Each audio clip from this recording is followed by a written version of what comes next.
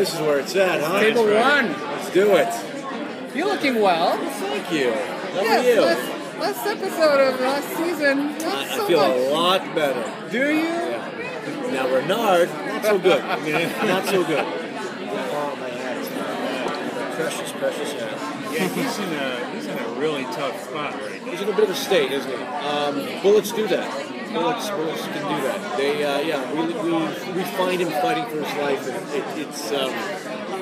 it gets pretty gruesome. It's very bloody and it's very touch and go. We're seeing, hopefully, if he recovers, there'll be some big changes in the character. We'll see what happens. I haven't really seen too far into the season yet, but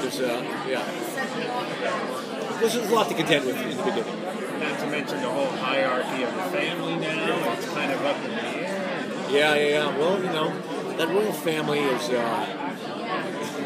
definitely something to contend with. I mean, there's a lot of politics that are going to have to take place, but it just seems like they're constantly one-upping each other. Like again, and they come back and forth. So we'll have to take care of it once and for all.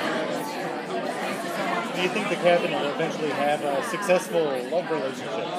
I don't know. I mean, he's so messed up. Do you want him to have a successful relationship?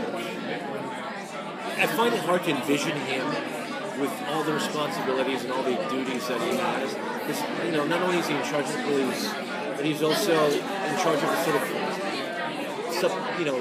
subterranean vessel world.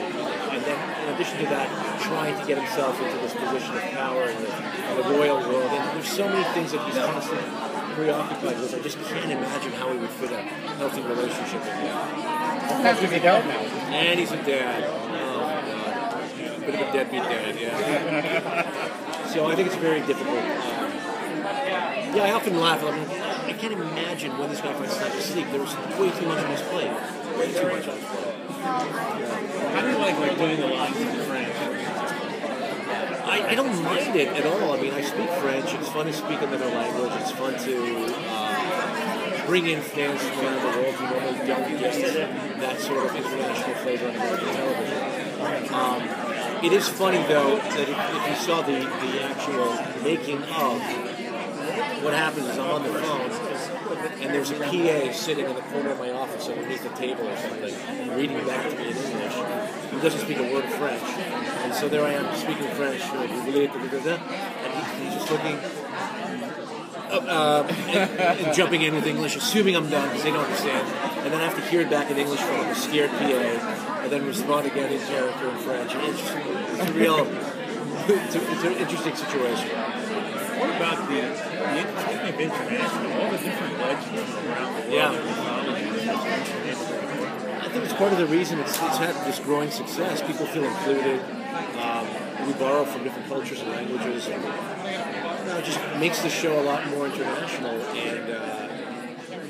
and also interesting for American audiences who are not as familiar with these foreign myths, which are still very relatable.